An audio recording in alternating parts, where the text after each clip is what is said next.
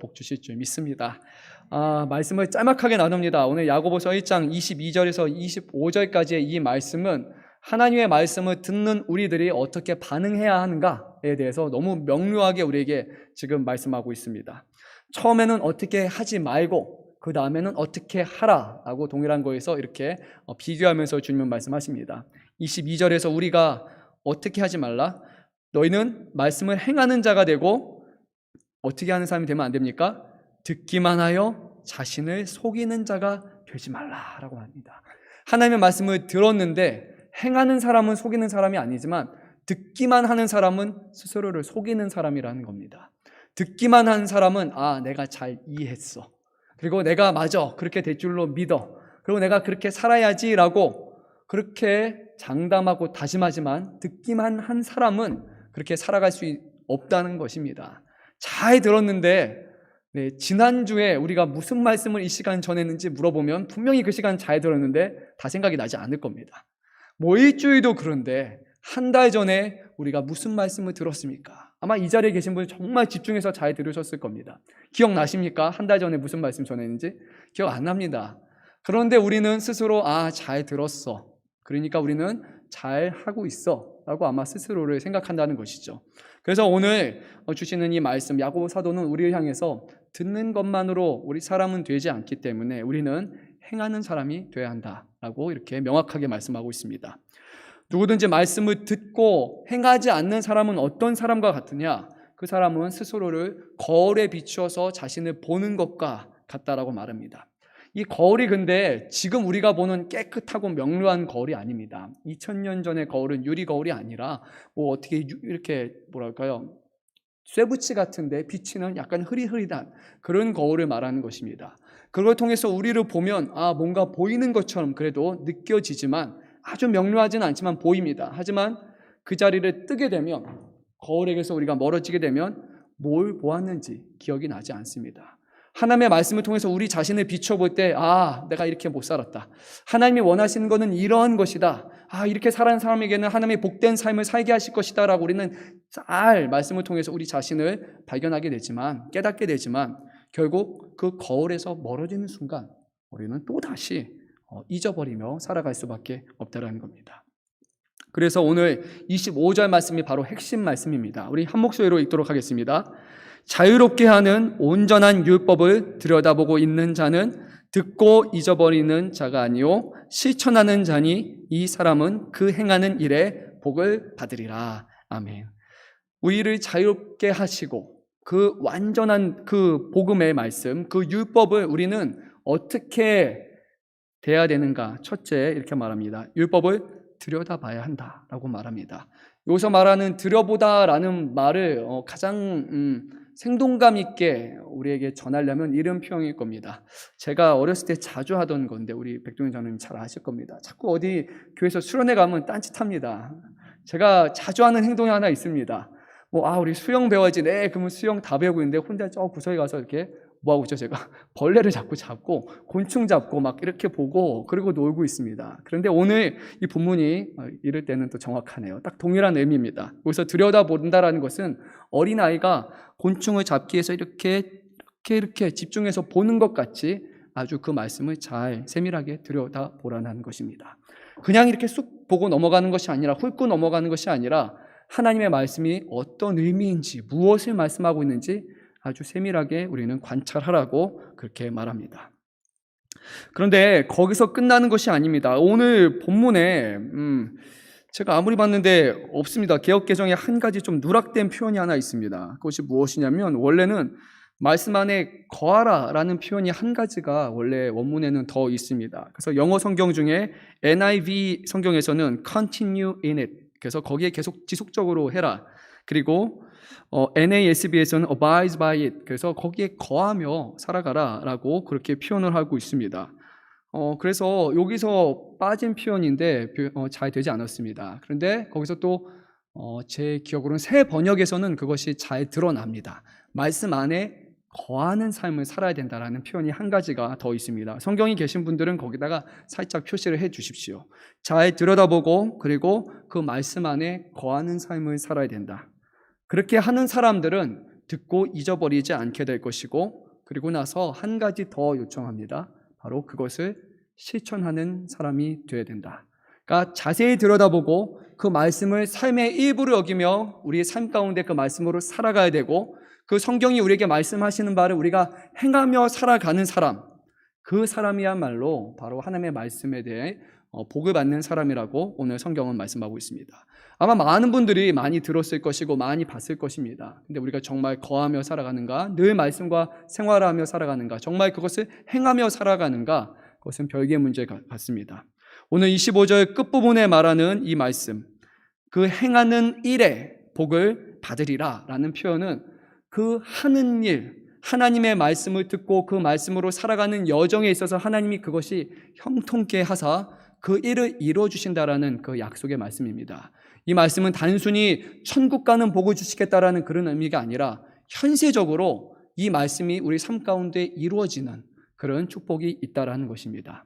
그러니까 말씀을 잘 묵상하고 살았더니 저기 있는 다른 거를 응답하신다는 것이 아니라, 여기서 말하는 복은 그 구하고 살아가고 믿는 그 말씀대로 살아가는 것을 우리가 견딜 수 있는 힘을 주시고, 그것을 하나님께서 우리의 삶 가운데 이루시는 그런 축복을 주신다고 분명히 오늘 성경은 우리에게 말씀하고 있습니다.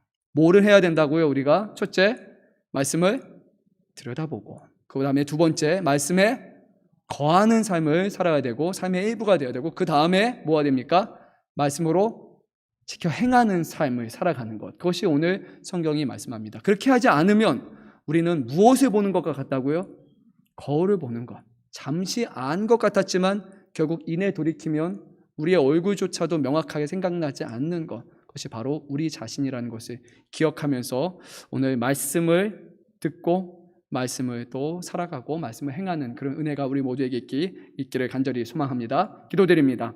사랑의 하나님, 오늘 주신 그 말씀, 오늘 또 우리가 들었습니다. 이 말씀을 자세히 살펴보고 그 말씀이 정말 우리 자신에 대해서 무엇이라고 말씀하는지, 하나님에 대해서 무엇이라고 말씀하는지 우리에게 깨닫는 지혜와 명철을 허락하여 주시고, 그리고 그 말씀 안에 살아갈 수 있는 힘과 능력을 주님께서 허락하여 주시고, 그 말씀으로 행하는 그런 삶을 살아가는 복된 주의 자녀 될 수 있도록 주님께서 함께하여 주옵소서. 주 예수 그리스도의 이름으로 감사하며 기도드립니다. 아멘.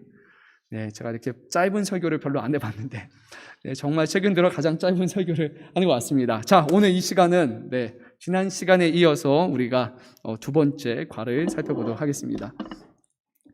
지난 시간은 서론에 해당하는 부분이었을 거고, 오늘은 이제 실제를 우리가 배우는 시간이 되겠죠. 그래서 오늘은 하나님의 말씀을 어떻게 우리가 묵상해야 되지, 실전편 우리가 보도록 하겠습니다.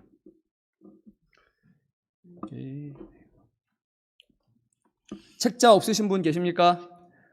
다 있으시죠? 그리고 필기구 없으신 분 손 들어주시면 우리 뒤에 계신 우리 전도사님이 주실 겁니다.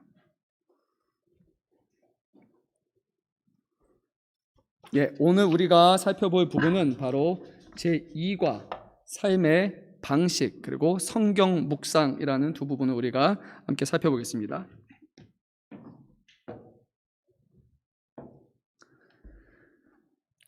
에베소서 4장 1절 우리가 한 목소리로 읽도록 하겠습니다. 그러므로 주님 안에서 갇힌 몸이 된 내가 여러분에게 권합니다. 여러분은 부르심을 받았으니 그 부르심에 합당하게 살아가십시오. 저와 여러분 모두가 부르심을 받았습니다. 주 안에서 우리는 갇힌 몸이 되었습니다. 그럼 부르심에 합당한 삶을 오늘 우리가 살아가야 합니다. 어떻게 우리가 합당한 삶을 살아가야 될까? 오늘 1과에서 이어지는 내용입니다. 1과에서 우리가 잠깐 책 보지 마시고 기억나는 거 뭐가 있죠? 세 가지? 네, 그렇죠. 원래 근데 우리가 배웠던 순서는 뭡니까? 그렇죠.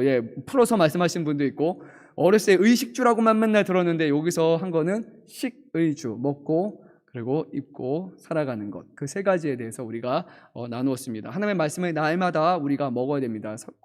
송이꿀과 같이 단 말씀, 이 말씀을 해야 되고, 그리스도로 옷 입는다라는 것처럼 우리가 이 말씀을 늘 우리의 입으며 살아가야 되고, 그리고 말씀 안에 거하는 그런 삶을 살아가야 된다는 것을 우리가 살펴봤습니다. 그러면 우리가 이제 어떻게 이렇게 해야 되냐, 그것을 오늘 배워보는 시간을 갖도록 하겠습니다.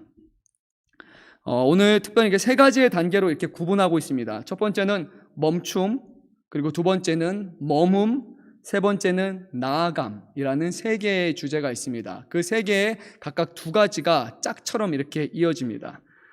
첫 번째는 어떻게 한다고요? 멈춘다. 우리의 삶에 하던 일들을 잠시 멈춰야 됩니다. 그리고 나서 멈추고 끝나는 것이 아니라 멈췄으니까 거기에 머물러 있어야 됩니다. 그리고 나서 거기서 우리가 다음에 나아가야 되는 이 세 가지 과정이 있어야 됩니다. 멈춤은 처음에 시작이 준비하고 기도함으로써 시작이 됩니다. 그리고 그 다음에 머mom은 읽고 묵상함, 그리고 나아감은 기도와 살기로 됩니다. 제가 정확하게 이분이 기억 맞는지 모르겠는데 박윤선 교수님으로 제가 기억합니다. 아마 신학을 공부하신 분은 다 아실 분입니다. 한국에서 아마 거의 최초로 전집으로 된 성경 주석을 만드셨던 분인데 이분이 이제 책을 내기에 앞서서 막 열심히 이제 학자시니까 그러니까 막 준비해서 이렇게 했습니다. 그때 사모님이 우리 박윤선 교수님한테 한 소리 하셨다고 합니다. 당신은 기도도 안 하면서 하나님의 말씀을 이렇게 쓰냐고. 하나님의 말씀 기도하지 않으면서 어떻게 하나님의 말씀을 풀어 쓰면서 당신이 목회자이고 학자라고 말할 수 있냐고 그렇게 말씀했다는 겁니다. 사모님 대단하시죠. 하나님의 말씀을 접할 때 있어서 가장 먼저 우리가 해야 될 것은 하나님의 말씀에 대해서 기도하고 우리가 시작해야 되는 것입니다.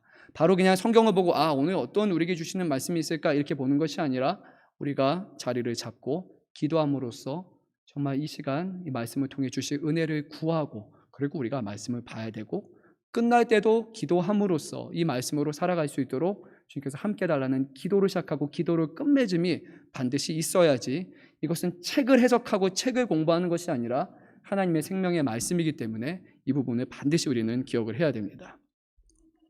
전체적인 흐름은 여기 다이어그램과 이렇게 같습니다. 이렇게 멈춤, 머문, 나아감이라고 되어 있고 자, 이제 우리 첫 부분 멈춤에 대해서 한번 보도록 하겠습니다.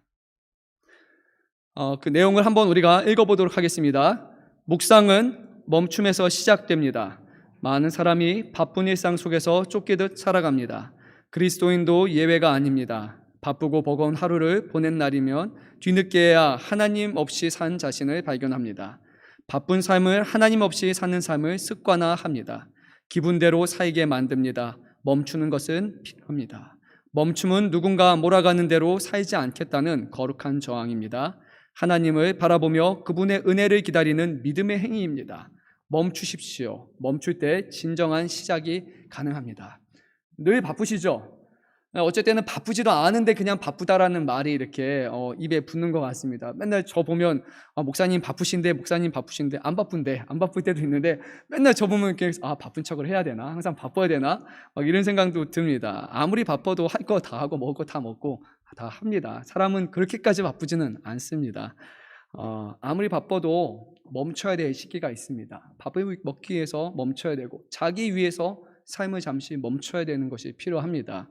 그리고 그리스도인으로 우리는 하나님의 말씀을 묵상하기 위해서 우선 멈춰야 합니다. 멈추는 시간만큼은 모든 생각들, 잡념들, 그 앞으로 해야 될 일들 시간에 쫓기듯 이렇게 행동하지 마시고 우리가 멈춰서는 것부터 시작을 해야 됩니다.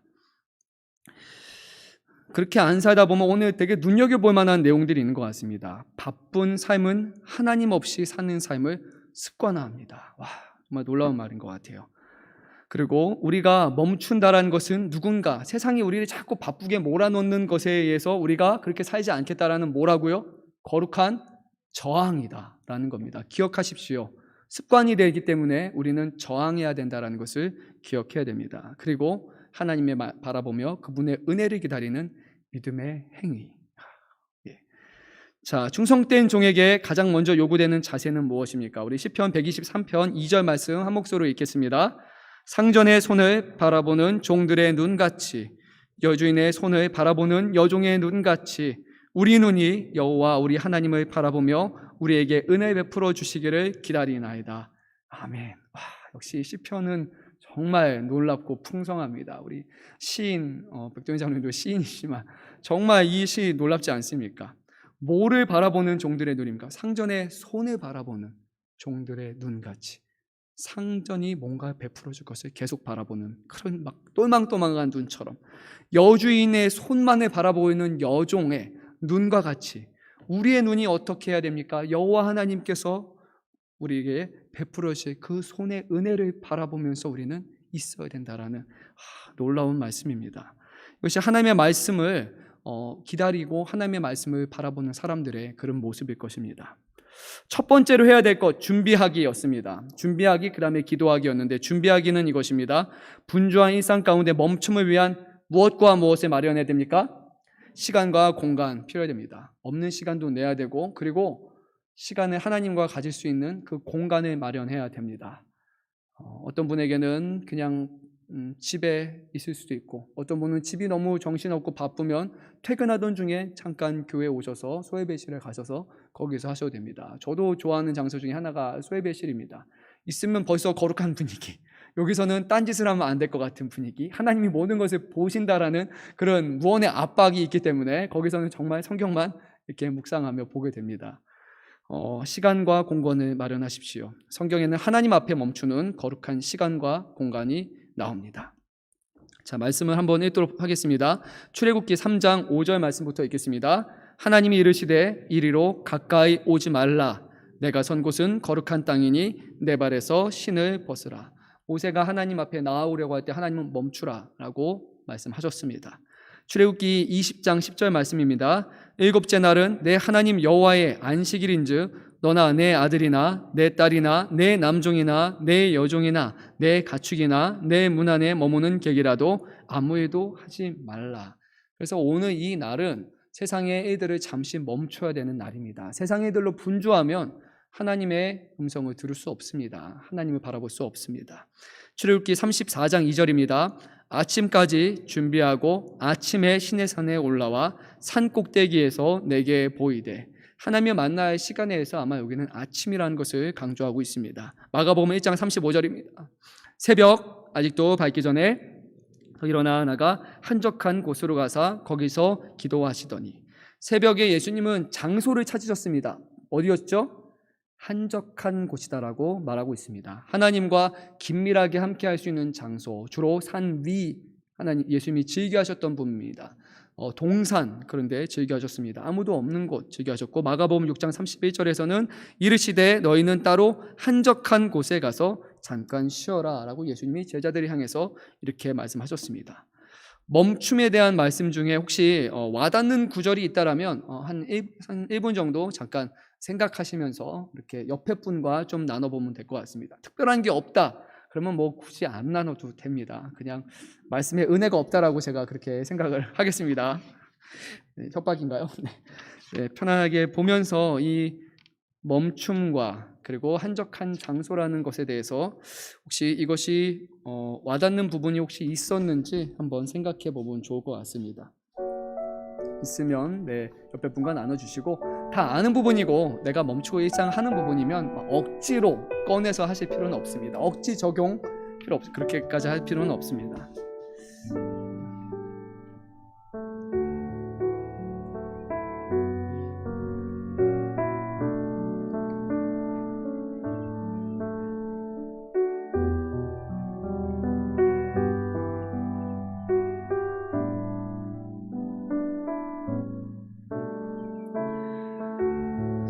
시간과 공간이라는 부분에 대해서 분명히 말하고 있습니다. 시간과 공간을 우리는 내야 됩니다.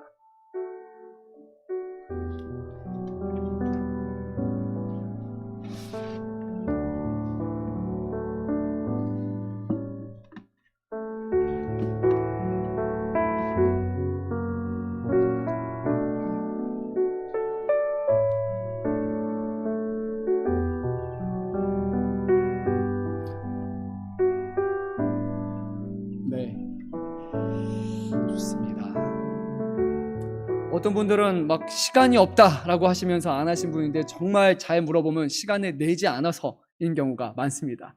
그리고 말씀이 잘 집중이 안 되고 들리지 않는다라고 봤는데, 그래서 말씀을 어디서 보셨습니다. 막 누워서 이렇게 보거나, 정말 뭐 진짜 대충대충 하면서 그냥 말씀을 보려고 아무런 마음가짐과 준비 없이, 실제로는 준비가 안 된 건데, 근데 말씀도 어렵습니다. 정말 조용한 곳에 찾아서 준비하면서 하나님의 말씀을 대면했습니까? 그러면 분명히 결과는 다를 겁니다. 예수님은 마가복음 1장 35절을 보게 되면 아무리 바쁘신 중에도, 그리고 병자를 고치고 사역을 하시다가도 분명히 예수님은 한적한 곳에 가서 조용히 기도하시면서 하나님과 대면하는 시간을 가지셨습니다. 왜요? 그것을 통해서 하나님이 원하시는 길을 다시 한번 깨닫는 것이고, 그리고 그 길을 나아갈 힘을 얻는 것이 바로 하나님과 맺는 그 긴밀한 시간일 겁니다. 우리는 하나님께 하나님 말씀해 주시오 그러면 하나님이 싹싹싹 이렇게 음성으로 그래 희석아 이렇게 들려주지 않잖아요. 우리가 하나님을 음성을 들을 수 있는 방법은 하나님의 말씀으로 통해서 하나님의 음성을 듣는 것이고, 그리고 하나님께 기도함으로써 그것이 우리 삶 가운데 다시 한번 새겨지는 그 시간이 분명히 필요합니다. 한번 우리가 정해보면 좋을 것 같습니다. 나의 일상 중에 다음 페이지로 넘어가서 거룩한 멈춤을 위한 시간과 공간은 어떻게 마련되어 있습니까? 새로운 시작을 위해 이러한 시간과 공간을 만든다면 언제 어디가 좋을까요? 잠시 한 30초 정도 생각하시고 결단한다라고 생각하시고 적으면 좋을 것 같습니다. 하나님 앞에서 내가 언제 하나님의 말씀을 묵상할까?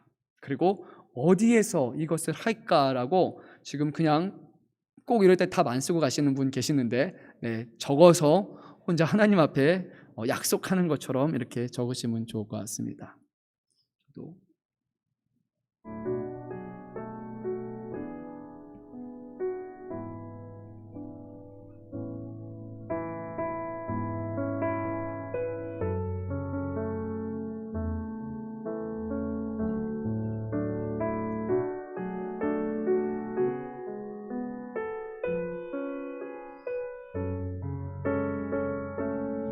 제가 앞필에 가깝기 때문에 저도 이렇게 썼습니다. 오늘 옆에 분하고 꼭 얘기 안 해도 됩니다. 저도 이제 아침에 와서 주로 제일 먼저 하는 게 딱 이렇게 여기 딱 이렇게 사무실에 앉아서 거기서 기도하고 말씀을 봅니다.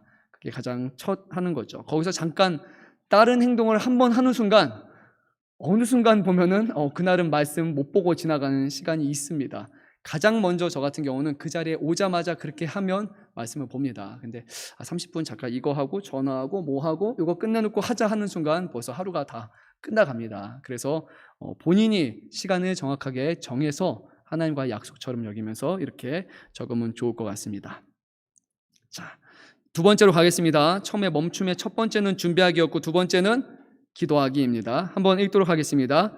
우리의 멈춤은 단순한 정지가 아니라 하나님의 말씀을 잘 듣기 위함입니다. 멈추었다면 들을 수 있는 은혜를 구해야 합니다. 오늘 말씀을 한 세 개 구절 한 목소리로 읽도록 하겠습니다. 사무엘상 3장 10절입니다. 사무엘이 이르시되 말씀하옵소서 주의 종이 듣겠나이다. 또 이어서 읽습니다. 내 눈을 열어 주소서 율법에 놀라운 것을 보게 하소서. 있습니다. 보혜사 곧 아버지께서 내 이름으로 보내실 성령 그가 너에게 모든 것을 가르치고 내가 너에게 말한 것을 생각나게 하리라. 아멘. 하나님이 사무엘이 했던 것이 이거죠. 엘리 집에 있었을 때 이랬죠. 하나님이 말씀하시면 주의 종이 듣겠습니다. 그때 하나님이 사무엘아라고 응답을 하셨습니다. 그러니까 우리가 말하는 시간이 아니라 하나님이 말씀하시는 시간이라는 것을 기억해야 되고, 성경은 그냥 우리의 눈으로 우리가 보고 해석하고 혼자 깨닫는 시간이 아니라 하나님이 우리에게 들려주시는 시간이라는 것을 겸손하게 인정을 해야 됩니다. 성경은 하나님이 주인공이시고 하나님이 말씀하시는 것이고 저는 이 말씀을 듣는 사람입니다. 내 눈을 열어서 율법에서 놀라운 것, 하나님의 것은 늘 놀랍고 신비한 것이기 때문에 우리는 그것을 기대하는 마음으로 들어야 되고, 그때 우리가 구해야 될 것은 바로 기도함으로 보혜사 곧 아버지께서 예수님의 이름으로 보내주실 그 성령께서 우리에게 지혜와 명철을 줘서 하나님의 말씀을 온전히 깨닫게 하여 주시기를 우리는 그렇게 기도해야 됩니다. 제일 먼저 뭐 해야 된다고요? 멈춰서서 준비하기. 그렇죠. 장소와 시간을 정해야 되고, 그 다음에 우리가 두 번째로 뭐 해야 됩니까? 기도하는 것. 누가 말씀하신다고요? 하나님이 말씀하시고 우리는 듣는 사람이라는 것을 기억하시면서 기도를 먼저 구해야 합니다. 자, 어렵지 않죠? 네. 하기만 하면 됩니다. 자, 다음은 넘어가겠습니다. 다음은 머문, stay입니다. 묵상은 멈춤에서 머금으로 이어집니다. 분주한 활동과 말을 멈추고 말씀하시는 하나님 앞에 머물러야 합니다. 하나님은 성경을 통해 우리에게 말씀하시기를 기뻐하시므로 성경 앞에 머무르십시오. 말씀 앞에 머물 때 하나님께서 말씀으로 일하시는 것을 누리기 시작합니다. 여기서 이제 신대원에 가게 되면 한 가지를 더 말해줍니다. 뭐냐면 하나님의 말씀을 대면할 때 낯설게 보기라고 이렇게 가르쳐 줍니다. 이 본문의 말씀은, 이 텍스트는 한 번도 본 적이 없는 말씀이다. 그러니까 내가 갖고 있던 선입견과 내가 아는 지식으로 말씀을 보지 않고 이미 너무나 잘 알고 그냥 달달달달 외우고 있는 말씀이라 할지라도 오늘 이 말씀을 처음 보는 말씀처럼 하나님이 말씀해 달라라고 생각하고 저는 보고 듣는 사람으로 임하라고 그렇게 저희는 배웁니다. 그러면 지난주, 지지난주에 봤던 말씀인데도 또 다르고 또 다릅니다. 놓치고 있던 것, 잊어버리고 있던 것 다 거기서 하나하나 또 들려오기 시작을 합니다. 어떻게 봐야 된다고요? 네, 익숙한 것이 아니라 낯설게 우리가 하나님의 말씀을 보면 하나님이 거기서 우리에게 말씀하실 것입니다. 아래 성경을 읽고 다음의 질문은 나눠봅시다. 요한복음 8장 31절 32절입니다. 너희가 내 말에 거하면 참으로 내 제자가 되고 진리를 알지니 진리가 너희를 자유롭게 하리라. 아마 예수님께서 예수님을 믿는다고 했던 유대인들에게 하셨던 그 말씀이죠. 결국 이 말씀 끝에 어떻게 됩니까? 사람들이 예수님을 믿지 않는다라는 것을 그들이 결국 폭로되게 되죠. 내 생각과 마음이 자주 머무는 곳을 한번 우리가 떠올려 보십시오. 연상해 보시면 좋을 것 같습니다. 한 주간을 돌이켜보면서 내 생각, 내 마음이 자주 머물렀던 장소는 무엇인가? 그것이 무엇인가? 그런 것을 생각해 보십시오. 공간이 될 수도 있고 어떤 특정한 일이 될 수도 있습니다. 지난 한 주간 동안 우리의 마음을 가장 많이 점유했던 그 일이 무엇인지 한번 생각해 보면 좋을 것 같습니다. 네, 청년분들, 네, 뭐였지? 지금 골똘히 생각하고 있습니다. 네, 학업이었습니까? 하나님, 그러면 좋은데, 그렇죠? 네, 집안일, 네, 있죠. 네, 또 뭐가 있을까요? 여러 가지 우리의 삶을 분주하게 만들었던 수많은 일들이 있습니다. 내 생각과 마음이 잠을 머물렀던 곳, 그런 것들이 분명히 있을 겁니다.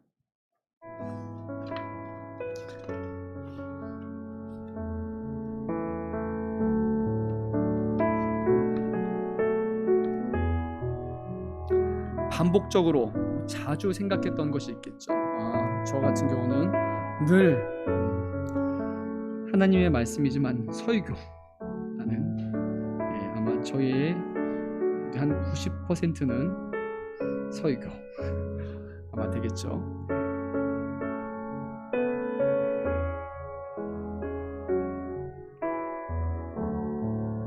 내 생각과 내 마음 속에 자리 잡았던 것을 생각해 보면 좋을 것 같습니다. 네, 왜 이것이 중요하냐면 그것이 우리가 매일의 삶 가운데 묵상하고 있는 내용이기 때문입니다. 그래서 이것을 생각해 보라고 말씀드린 겁니다. 우리의 생각과 우리의 마음이 늘 머물러 있는 곳, 그것이 바로 우리가 묵상하는 것입니다. 하나님의 말씀 가운데 묵상하며 머물러 있어야 되지만 실제로 우리의 삶의 우리 시간의 대부분은 직장, 또 사람 관계, 그리고 여러 가지 일들, 그런 것들에 계속 우리의 생각이 머물러 있지 않습니까? 그런데 우리는 그것보다 하나님의 말씀이 우리에게 머물러 있고 그 말씀으로 어떻게 삶을 살아야 하는가, 오늘 우리에게 주시는 그런 말씀이 무엇인가라고 조금 생각의 전환을 할 필요가 분명히 있는 것 같습니다. 지난 한 주간 이것은 하나님과의 관계 속에서 한번 물어보시고 혼자 솔직하게 하나님께 대답하시면 좋을 것 같습니다. 한 주간 말씀 앞에 머무는 시간, 거했던 시간 얼마나 있습니까? 0이라고 쓰는 분도 있을 거라 생각이 듭니다. 말씀 앞에 머무는 시간을 가지려고 할 때 우리가 느끼는 어려움들이 혹시 있었다면 그것도 한번 써보면 좋을 것 같습니다. 왜 잠깐 멈춰서, 그리고 멈춘 것이 아니라 이제는 말씀 안에 거해야 되는데, 말씀 안에 머물러야 되는데 왜 우리가 계속해서 머무르지 못했을까? 그 모든 것을 방해했던 그런 것들이 있다라면 솔직하게 한번 써보면 좋을 것 같습니다. 먼저 문제를 파악하는 것에서부터 변화가 오기 때문이죠.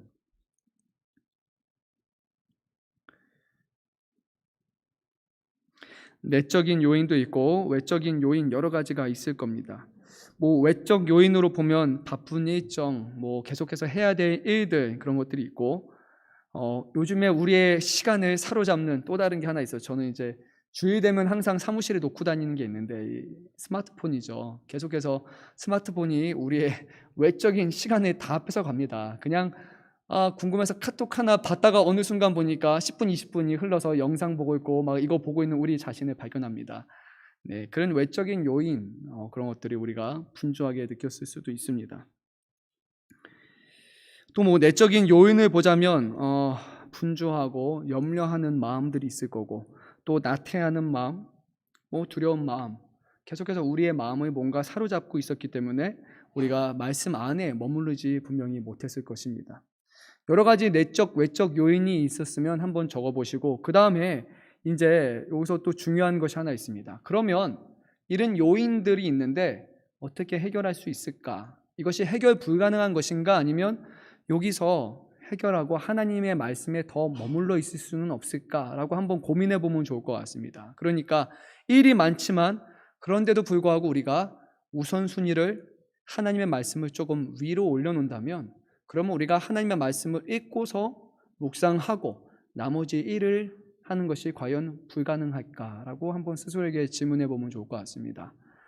여러 가지 요인들, 두렵게 하는 요인들이 있는데 얼마나 우리가 두려워서 하나님의 말씀도 보지 못하는가. 너무 나태하고 너무 바빠서 모든 외적인, 내적인 요인들이 결국 하나님의 말씀을 볼 수 없을 만큼 머물러 있을 수 없도록 할 정도로 그렇게 심각한 요인인가라고 생각해 보면 아마도 거의 대부분의 분들은 그건 아닌 것 같다라는 결론에 도달하게 될 것입니다. 우선순위를 1순위로 하나님의 말씀 안에 머물러 있는 것을 설정하십시오. 못하신다, 난 진짜 안 된다라는 분, 네, 두 손 한 분 들어보시죠. 할렐루야, 한번 이렇게 없죠? 네, 짧은 시간 묵상할 수 분명히 있을 겁니다. 못하는 것이 아니라 안 하는 거죠. 네, 핑계대고 안 했던 것이 문제일 것입니다. 자, 이제 그러면 하나님의 말씀 앞에 우리가 잘 머물러 있기를 원하는데 어떻게 하면 잘 머물러 있을 수 있을까? 오늘 그것을 도와주는 두 가지 방식이 있습니다.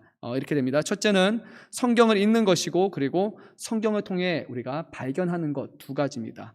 읽기와 발견하기입니다. 먼저 성경 읽기는 이렇게 됩니다. 한번 읽어보도록 하겠습니다.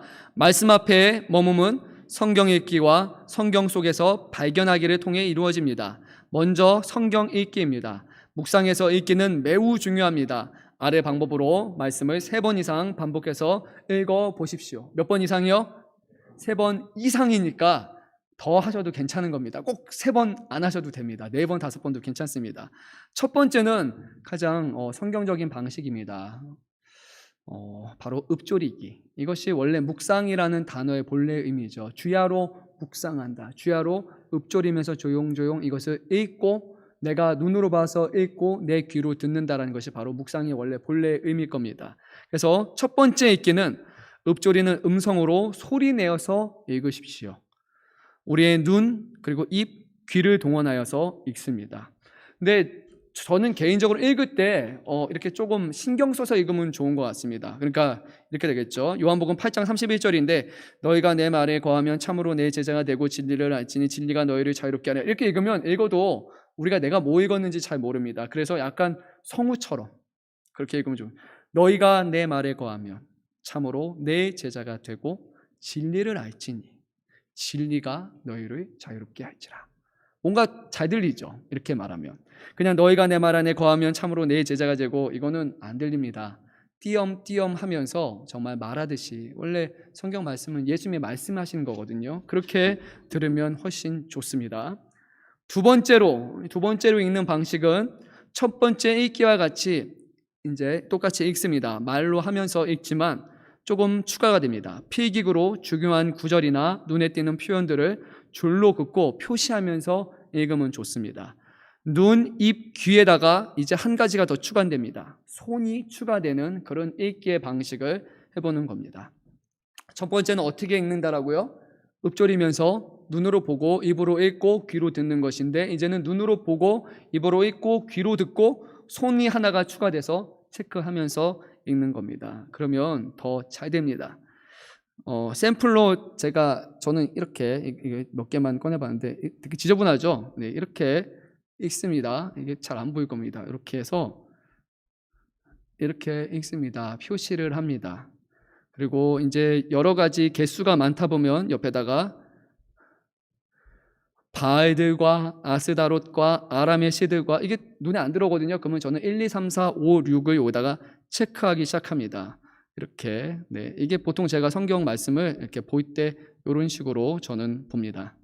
난잡합니다. 다시 보면 잘 안 보이는데 그래도 저는 이렇게 봅니다. 또 다른 것도 이렇게 보면 이렇게 있습니다. 그냥 눈으로만 보지 않습니다. 이렇게 중요한 것은 다시라는 표현이 있으면 빨갛게 이렇게 칠을 해서 다시 누군가 어딘가 여호와의 목전에서 악을 행하였으므로 또 몇 년인가 그러면 40년 이렇게 저는 체크를 해가면서 합니다. 그리고 나서 다음 부분이 되겠네요 아마. 네, 우선 다음 부분은 말씀드리고 더 하겠습니다. 꼭 이렇게 해야 된다는 건 아니고 이런 방식으로 할 수 있다는 겁니다. 세 번째 읽기입니다. 같은 방식으로 읽되 반복하여 읽으면서 이해한 본문의 줄거리를 두세 문장으로 적어보세요. 본문을 읽으면서 생긴 질문이나 깨달은 내용이 있다면 함께 적어보는 겁니다. 그러니까 읽었는데 읽은 것을 약간 요약해서 쓰면 정리하면 훨씬 도움이 많이 됩니다. 그리고 뭔가 신기하다, 이게 뭐지? 라는 부분이 있으면 거기다 하나하나 체크해서 보면 좋습니다. 그래서 볼 때 저도 이렇게 되겠죠. 여기 이렇게 됩니다. 룻기였는데 몇 장이죠?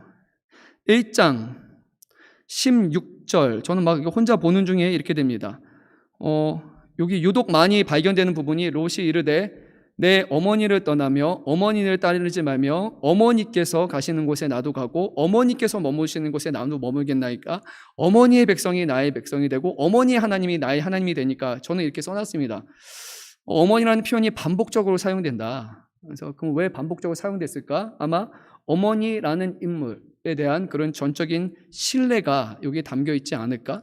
그리고 뒤에는 그 신뢰를 바탕으로 해서 어머니를 죽게까지 따르겠다라는 그런 어떻게 고백이 이 안에 담겨 있지 않을까? 그러니까 롯이 어머니를 따랐던 나오미를 따랐던 이유는 어머니에 대한 전적인 신뢰, 어머니가 있었기 때문에 그가 그 길을 갈 수 있었지 않았을까라고 혼자 이 단어를 통해서 그렇게 이거는 유추해 보는 겁니다. 혼자 묵상을 하면서 그런 방식으로도 볼 수 있을 겁니다.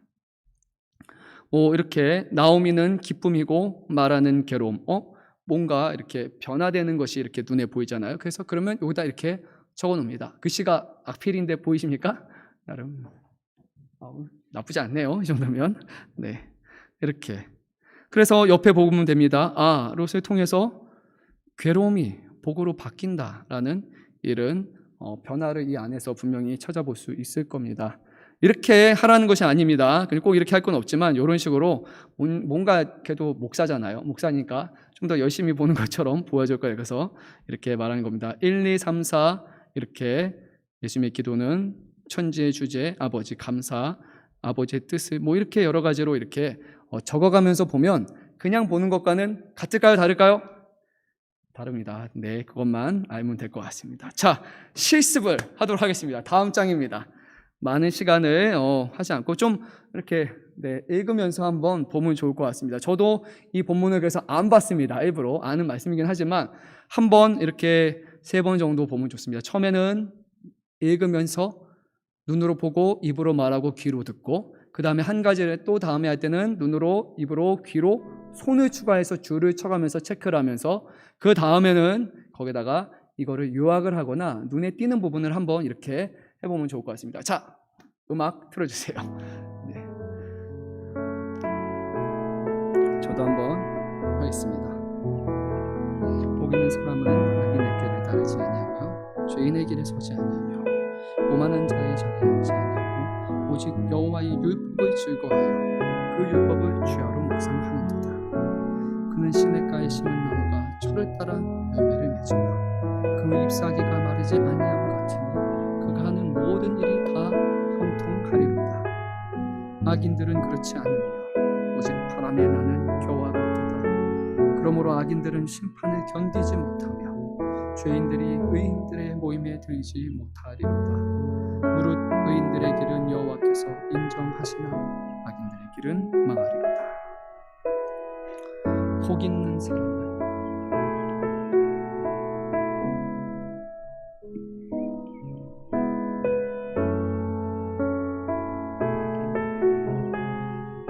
죄인들, 원하는 자들, 그의 길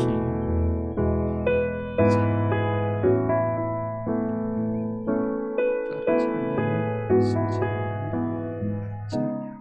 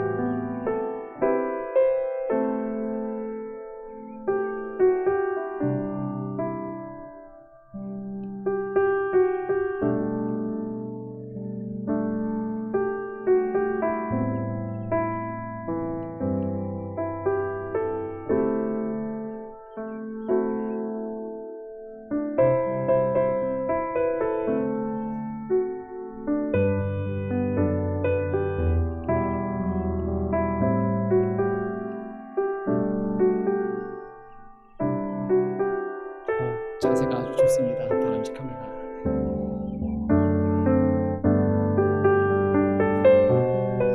시험 보는 거 아니니까요. 너무 막 그렇게 하지 마시고 기쁨으로 보십시오. 막 이렇게까지 볼 거 없습니다.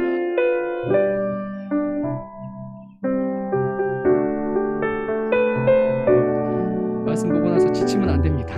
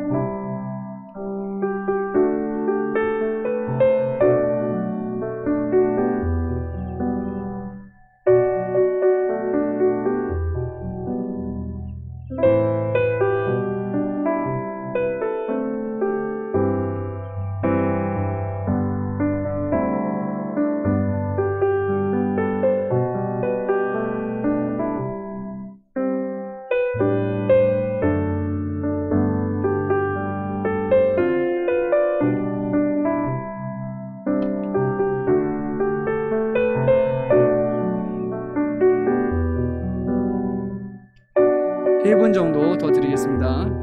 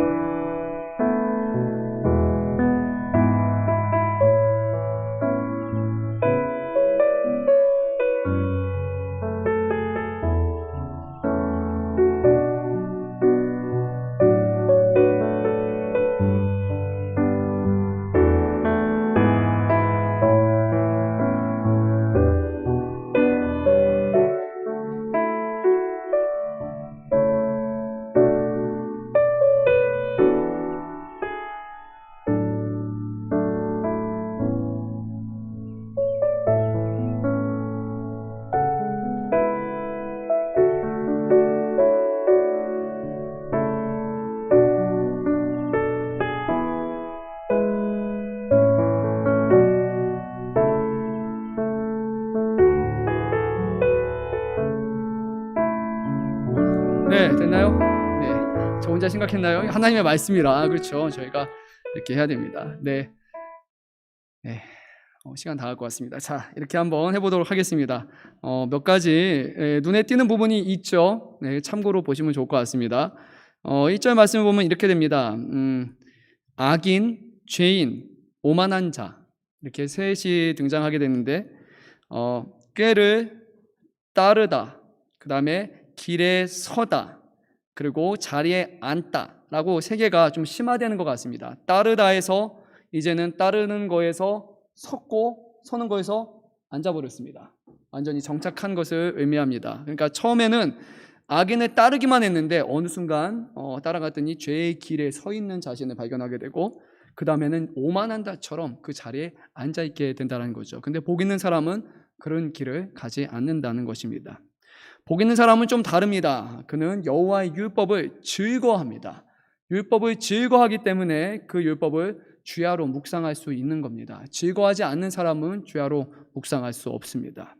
주야로 율법을 묵상한 결과가 어떻게 되냐면, 그는 악인처럼 오만한 자리에 앉지 않는데 하나님이 그를 나무처럼 심겨주십니다. 나무처럼 앉게 하신다는 겁니다. 그냥 앉아있는 것이 아니라 깊은 뿌리를 내려서 이제는 건강하게 철을 따라 열매를 맺으며 잎사귀가 마르지 않고 하는 모든 일이 이제 형통하게 된다는 겁니다. 악인들과 다른 앉음으로 끝났습니다. 악인은 그렇지 않습니다. 분명히 악인은 마지막에 오만한 자리에 앉았는데 바람에 나는 겨와 같다고 합니다. 실제로 앉아있는 것이 아니라 그들은 뿌리를 내리지 못하기 때문에 하나님이 언제든지 날리신다라는 것입니다. 악인들이 심판을 견디지 못한다. 왜냐하면 악인들은 하나님의 말씀 가운데 뿌리 내리고 앉게 하시는 그 은혜가 없기 때문에 그들은 오만한 자리에 앉아있기는 하지만 결국 하나님의 심판의 바람이 불게 되면 뿌리 없음으로 인해서 견디지 못하고 그들은 날아갈 것이며, 그 바람이 심판이 분 후에는 오직 죄인들은 없고 의인들의 모습만 남아있게 될 것입니다. 앉고 싶어도 앉지 못하는 것입니다. 왜 그런가? 결국 의인들의 길은 여호와께서 인정하시나 악인의 길은 인정하지 않기 때문에 결국 심판으로 인해서 망하게 될 것이다 라고 이렇게 오늘 말씀하고 있는 것 같습니다. 저는 그래서 이렇게 말씀을 보면서 우리가 앉아있는 것은 하나님이 앉게 하시는 것이고 그 앉음에서 뿌리 내리며 하나님의 말씀 가운데 있는 삶은 그런 복되고 풍성한 삶을 살아갈 수 있을 것이지만 인간의 방식으로 인간의 꾀와 그런 것을 쫓아서 사람들이 자신의 자리를 이제 유지하기 위해서 한다면 하나님이 그것은 악인의 길이기에 결국 바람에 날리는 겨와 같이 날아가게 하실 것이고 그는 형통하지 못하는 인생을 살아갈 것이다 라고 이렇게 아마 말씀을 통해서 결론을 내릴 수 있을 것 같습니다. 그렇죠? 네. 뭔가 이렇게 수업하는 것 같네요. 네, 좋습니다. 그래서 이제 여러분의 본 거는 또 그렇게 본 겁니다. 저는 이렇게 본 거고 조금 다를 수 있습니다. 성경 볼 때 중요한 것 중에 하나는 동사를 잘 보면 됩니다. 어디 가든 그렇지만 동사가 변화가 일어나는 것을 잘 보면 강조는 동사에 있습니다. 묵상 발견하기, 이제 읽은 본문에서 메시지를 발견할 차례입니다. 본문에서 두 가지를 찾아보세요. 첫째, 한번 읽어보도록 하겠습니다.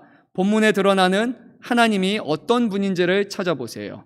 하나님이 하신 일, 하나님의 성품, 저자나 등장인물의 하나님을 향한 고백, 하나님의 섭리 등 본문에 나타난 하나님을 발견하고 적어보면 좋을 것 같습니다. 그리고 둘째로 하나님의 교훈과 그리고 하나님이 내게 원하시는 기대를 써보면 좋습니다. 하나님은 자기 백성에게 약속하시고 명령하십니다. 또 위로하고 격려하십니다.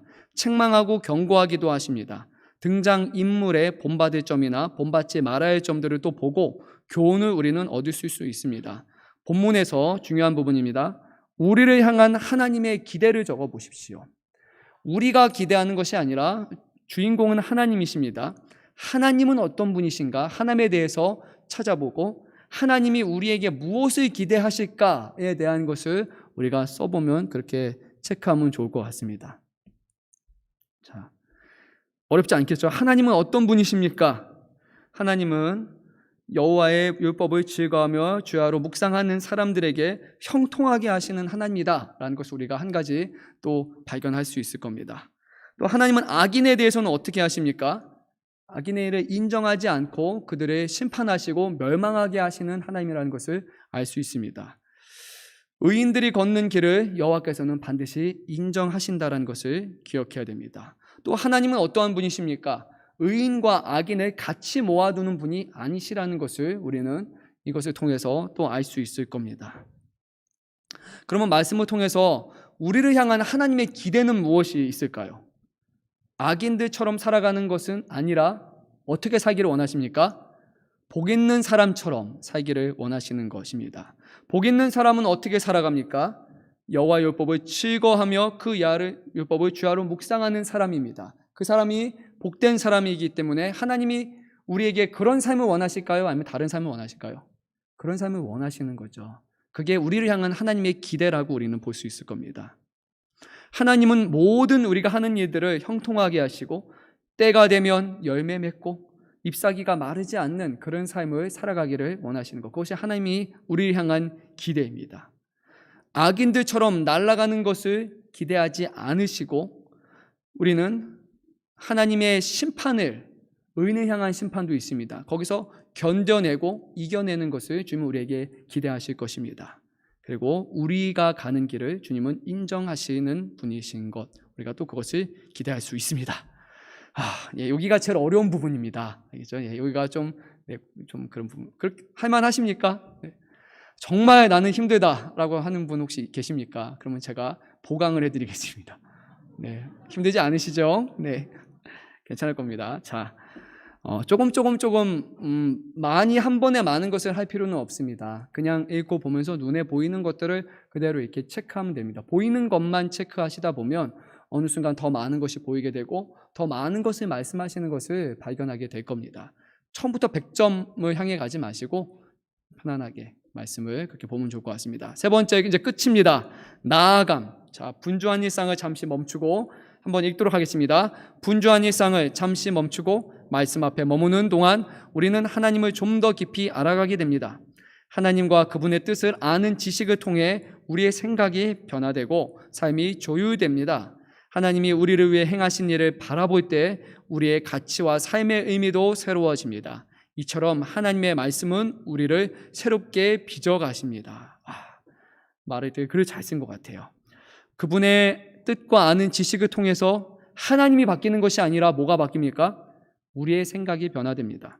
그리고 하나님이 우리의 삶에 조율되는 것이 아니라 우리의 삶이 하나님께 조율되는 겁니다.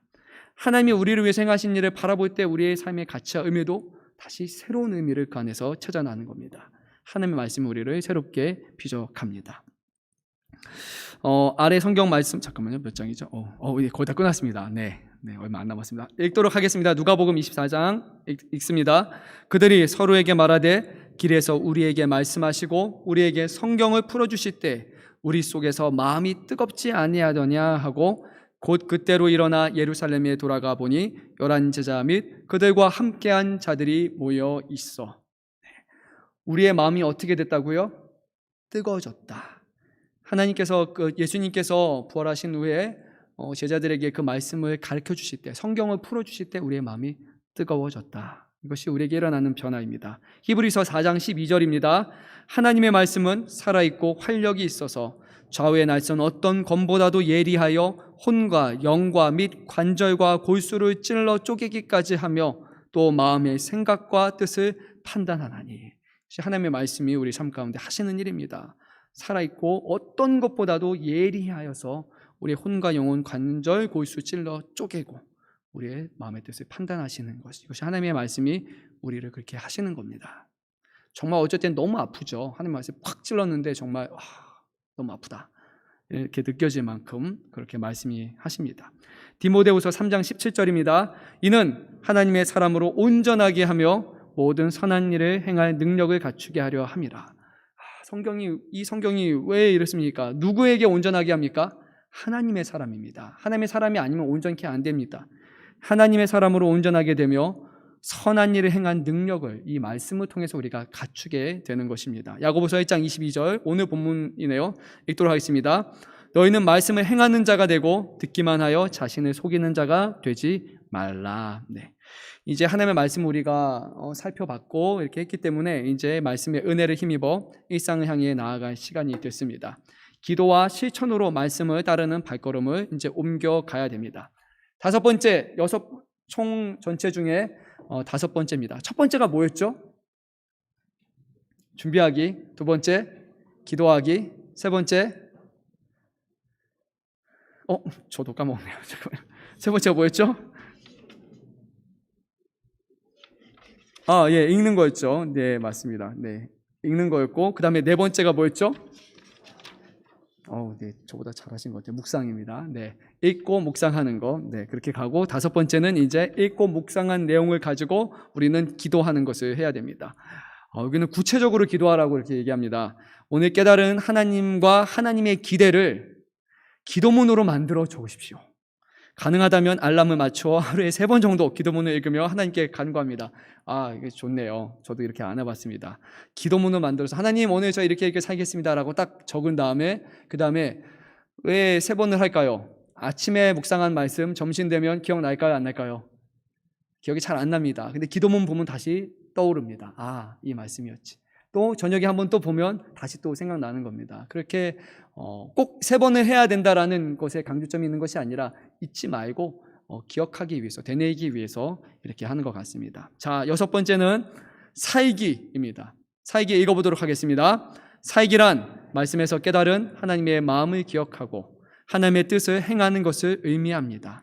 일상생활에 적용한 내용이 있다면 어디서 누구와 무엇을 어떻게 할 것인지를 구체적으로 기록해두고 작은 실천에 옮기십시오. 하나님이 우리가 묵상하는 매일의 말씀으로 우리를 빚어가고 계심을 믿으십시오.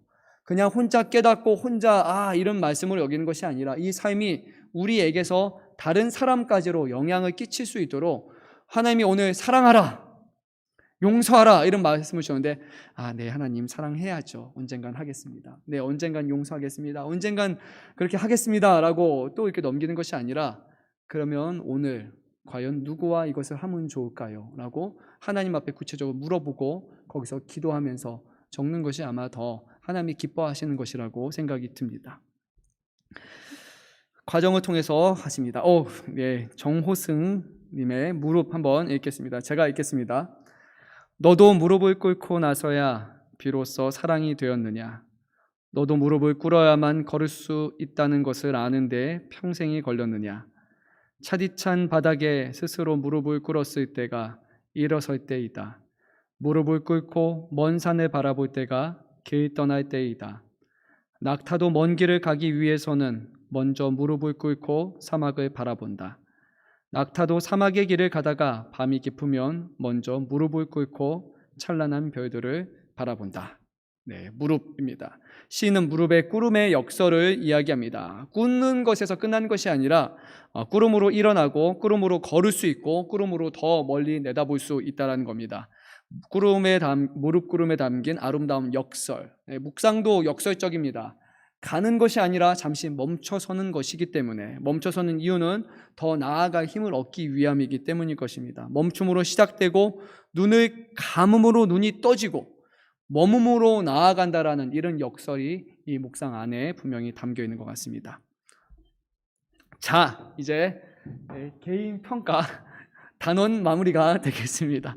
자, 한번 빈칸을 혼자 조용히 채워보시면 좋을 것 같습니다. 네, 뭐 이렇게 옆 사람 얼만큼 채웠나 보지 마시고, 네, 한 번씩 이렇게, 네, 하면 좋을 것 같습니다. 또 이렇게 보니까 전혀 새롭죠? 네, 오늘 처음 하는 것 같은 그런 느낌이 또 들 겁니다. 머리를 한번 짜내서 한번 생각하면 좋을 것 같습니다. 준비하기. 우리가 성경을 묵상을 해야 되는데, 무엇과 무엇을 또 정해야 될까? 무엇이었나? 네.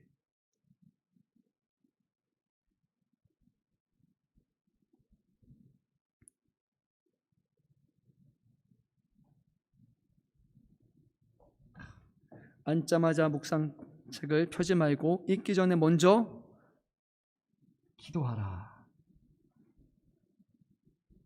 하나님 앞에 나와 하나님의 말씀을 어떤 자세로, 본문의 내용을 파악하기 위해서 꼼꼼히 반복해서 읽어야 됩니다. 읽은 내용을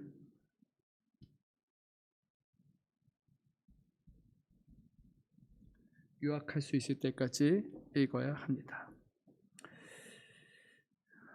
묵상 네 번째 부분이죠. 무엇을 찾고 연결하라.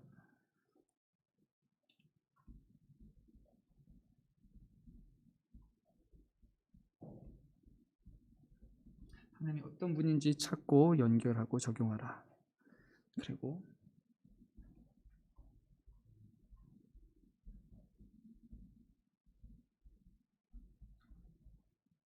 이렇게 정리하니까 되게 어렵네요. 처음 보는 것 같네요. 네. 하나님이 어떤 분인지 하나님의 교훈과 기대를 찾고 적용하라. 네, 묵상한 말씀을 따라 순종할 수 있도록 기도하라. 오늘 발견한 하나님의 말씀을 생각하며, 오늘 발견한 하나님의 교훈과 기대에 부응하며. 네, 아마 이렇게 될 것 같습니다. 네, 중요한 거는 답을 거기다 적어 놓으면 됩니다. 그러면 나중에 또 생각 안 날 때 보면 좋습니다. 이렇게 아마 될 것 같습니다. 성경 묵상하기 위한 시간과 장소를 정하라. 앉자마자 묵상책을 펴지 말고 먼저 뭐하라? 기도하라. 그리고 하나님 앞에 나와서 하나님의 말씀을 내가 하고 싶은 말 다 하는 것이 아니라 뭐 해야 된다? 먼저 듣는 자세로 하나님의 말씀을 읽어야 된다. 본문의 내용을 파악하기 위해서 천천히 꼼꼼히 반복해서 읽어야 되고, 읽은 내용을 이제는 좀 함축해서 요약할 수 있을 때까지 읽는 것이 좋습니다. 요약되지 않는 사람들도 있습니다. 그래서 그래도 할 수 있으면 조금 짧게 요약하면 좋습니다.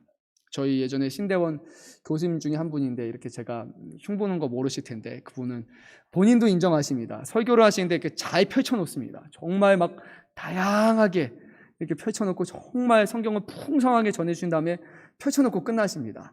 나중에 펼쳐놨는데 정리가 안 됩니다. 너무 많은 걸 전해줘서. 그 펼쳐놓은 것을 자 이렇게 요약하면 그러면 우리가 기억하기 쉬울 겁니다. 하나님이 어떤 분인지, 하나님이 말씀을 통해서 무엇을 교훈하시는지, 또 하나님이 우리에게 무엇을 기대하시는지, 이런 것들을 우리가 찾아보면 좋을 것입니다. 묵상은 개인적입니다. 하나님이 나를 향한 교훈과 기대에 있습니다. 읽고 묵상한 말씀을 따라 순종할 수 있도록 또다시 기도하라.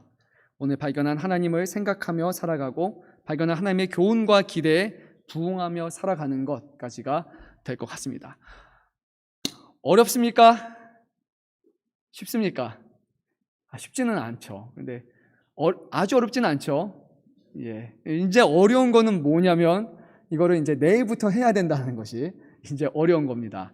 오늘 이렇게 잘 배웠는데 오늘 또 그냥 잘 배운 걸로 끝나지 마십시오. 이것을 하루하루 삶 가운데 이렇게 실천하고 살아가기 시작한다면 이렇게 정말 하나님이 말씀을 깨닫게 하실 것이고 이 말씀이 이렇게 개인화되게 하실 것입니다. 이렇게 정리할 수도 있을 겁니다. 이렇게 저도 요약하고 정리를 합니다. 간간히 히브리어도 이제 목회자니까 써기도 하고 그러면서 더욱더 하나님의 사랑이 풍성해지고 하나님이 더욱더 정말 풍성한 분으로 느껴지기 시작을 합니다. 자, 여기까지 하고 우리 찬송가 한 장 읽고 부르고 그리고 기도하고